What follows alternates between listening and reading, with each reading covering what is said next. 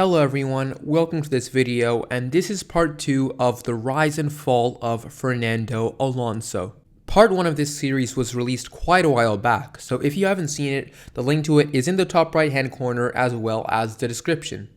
But with that out of the way, let's get into the video.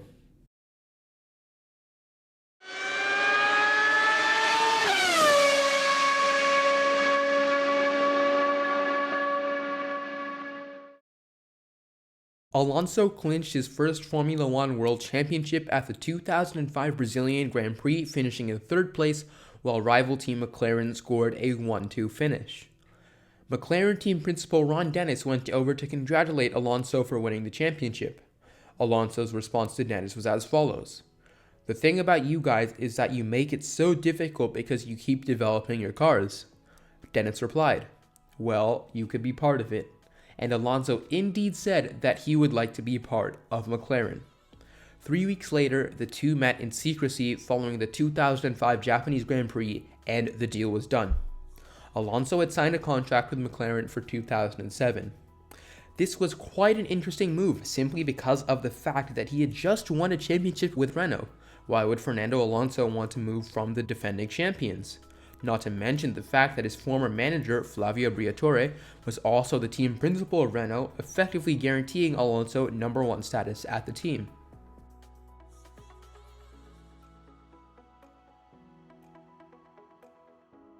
Alonso moved to McLaren for these 4 reasons. The first reason why Alonso left was that there were doubts over Renault's long-term commitment to Formula One. Renault already had a much smaller budget than McLaren and Ferrari and were set to take a further hit with the loss of tobacco sponsor Mild 7 at the end of 2007. Conversely, McLaren acquired the sponsorship of the telecom company Vodafone, which gave them an extra $75 million per year.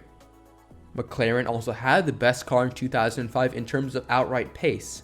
However, it was reliability that was their weakness. Alonso hoped that by 2007 they would still have the fastest car, but would have sorted out their reliability woes. The third reason for Alonso moving to McLaren was money. Alonso was massively underpaid during his time at Renault. In 2006, Alonso's salary was $7.2 million, which is a lot for you and I, but by the standards of a 2-time Formula One world champion, is quite modest. And it certainly seems that way when you compare it to the salaries of other top drivers such as Kimi Räikkönen, who earned double Alonso's salary, or Michael Schumacher, who raked in $62 million in 2006. However, Alonso's move to McLaren in 2007 meant that he would have a salary almost 4 times as large as it was in Renault, with his salary in 2007 being $22 million.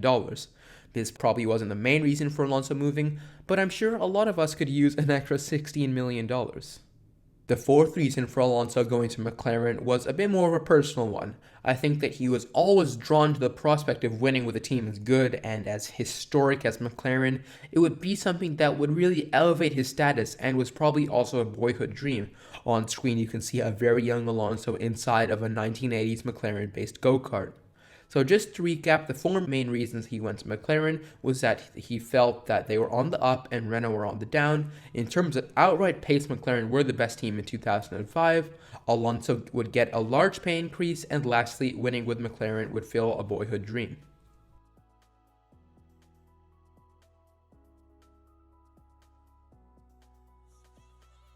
Skipping ahead to 2007, Alonso was going into the season as the 2-time defending world champion, having beaten Michael Schumacher and Ferrari in 2006. Alonso was the best driver, he had a title contending car, and was going up against a rookie teammate. Alonso was expecting this season to just be a walk in the park. It's almost like he had one hand on the trophy already.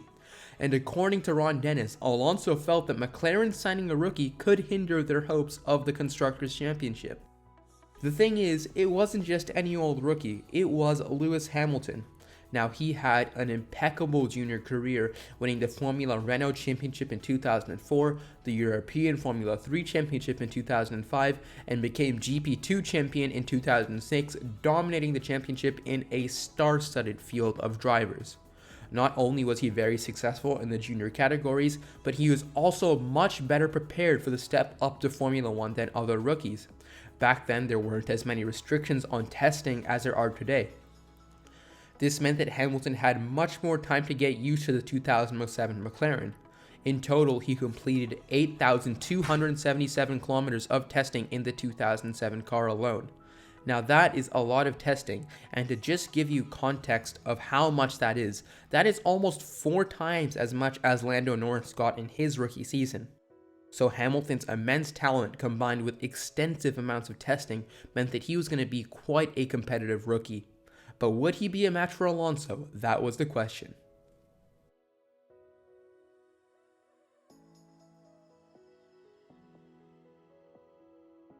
The first race of the season was in Melbourne, and qualifying between the two McLaren drivers was very close, but Alonso narrowly came out on top and outqualified his rookie teammate by just 0.2 of a second. Now, the start of the race pretty much foreshadowed the rest of the season, when Hamilton, who initially had a slow getaway, made a daring overtake into the first corner and drove clean around the outside of Alonso to take third place on the first lap of the race.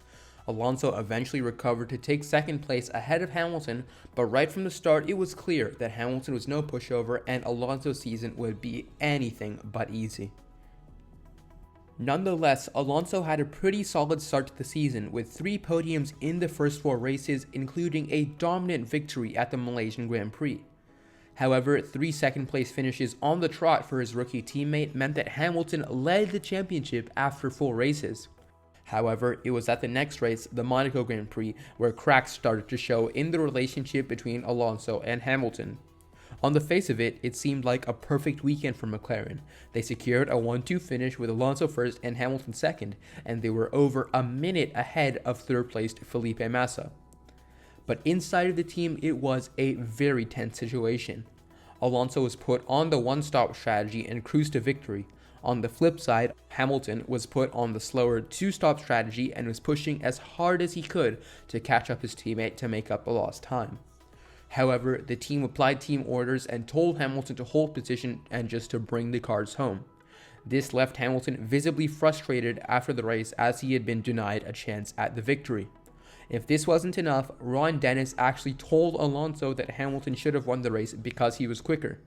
Predictably, Alonso was infuriated by this, and it certainly didn't do any favors for an already strained relationship between the two McLaren drivers.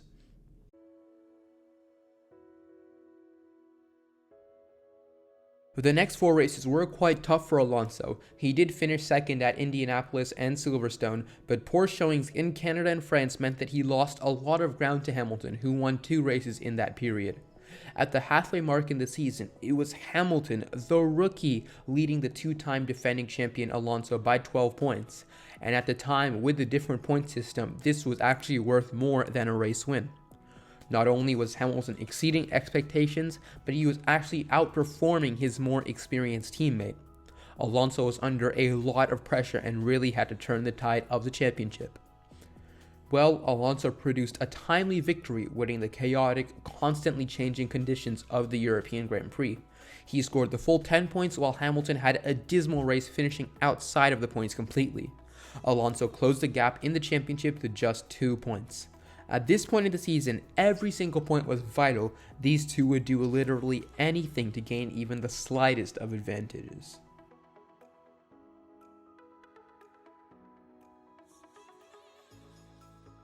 It was at the next race, the Hungarian Grand Prix, where relations between Alonso and Hamilton reached a boiling point. During qualifying in Hungary, Hamilton was told by the team to let Alonso pass on track.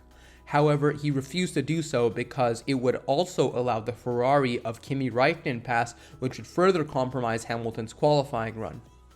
And this enraged Alonso to the point that when they both went into the pits to prepare for their final Q3 runs, Alonso, who was first in the pits, did his pit stop, but then sat in the pit box for an extra 10 seconds, intentionally blocking Hamilton to sabotage his qualifying run.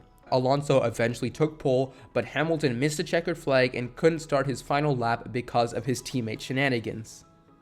Predictably, Hamilton was absolutely livid, and the FIA had to intervene, giving Alonso a 5-place grid penalty, and McLaren would get no constructors' points in Hungary. By this point, any hope of salvaging the relationship between Alonso and Hamilton was long gone. In terms of who is to blame for this incident, well, I would say both drivers are at fault. Hamilton was the one who started it all in the first place by disobeying team orders, and then Alonso escalated the situation by staying in the pit box and ruining Hamilton's qualifying. But in the eyes of many, it was 100% Alonso's fault, and he was antagonized by the fans, the media, and most surprisingly, his own team. After that incident, McLaren pretty much turned their back on Alonso, and Ron Dennis wanted the young British boy wonder in Hamilton to be McLaren's next world champion. I'm not really too sympathetic towards Alonso because he acted very rashly during his time at McLaren, but one thing I will say is that McLaren definitely was more biased towards Hamilton, especially after this incident. And if that wasn't enough controversy, well, there's more, and it came in the form of the Spygate scandal. I'm not really going to go into too much depth into the scandal itself, but basically a former Ferrari employee leaked top secret technical information on the 2007 Ferrari to the McLaren team. This was obviously not within the rules, and McLaren were eventually fined $100 million and disqualified from the Constructors' Championship. So after the Hungary qualifying incident, Fernando had a massive argument with Ron Dennis, but crucially, Alonso demanded that McLaren sabotage Hamilton's race, or he would release damning emails related to the Spygate scandal that would incriminate McLaren. So yeah, things really got bad in McLaren. I mean, these guys are all part of the same team, yet they're at each other's throats at every race.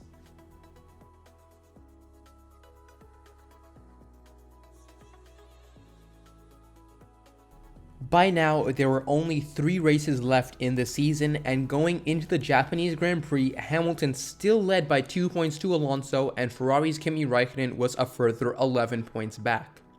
The 2007 Japanese Grand Prix held in Fuji that year was very similar to the European Grand Prix, a very chaotic race with extremely challenging conditions. But this time, it was Hamilton who came out victorious, with Alonso making an uncharacteristic error and crashing out of the race.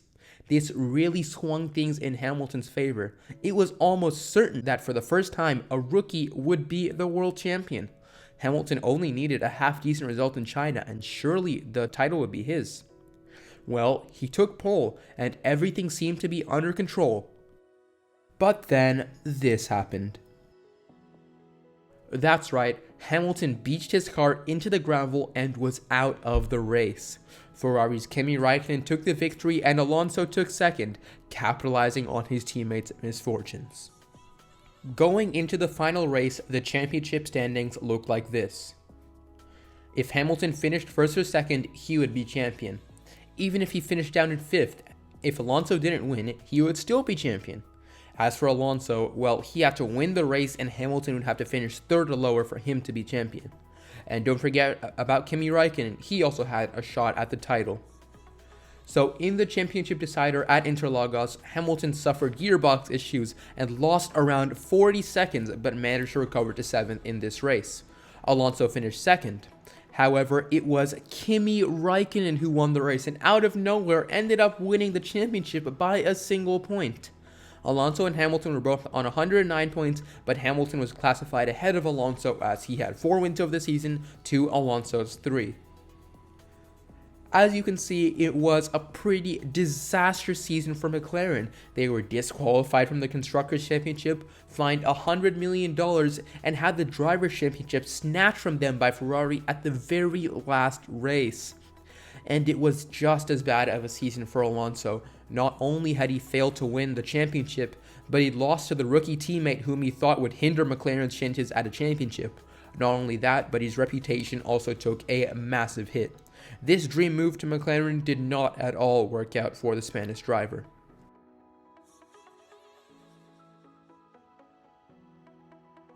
At this point, the relationship between Alonso and the rest of the team was fractured beyond repair, and unsurprisingly, they parted ways after that turbulent 2007 season.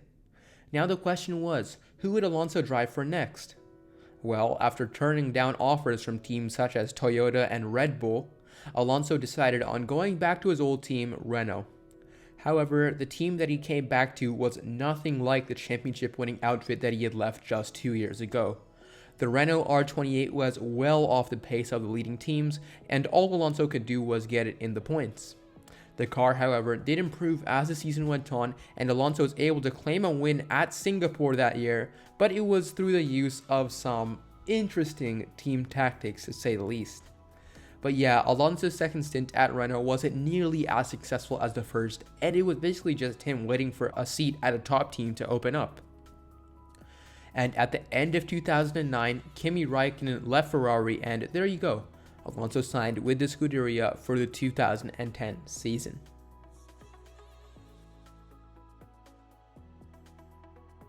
Looking back on this turbulent time period, Alonso really screwed up.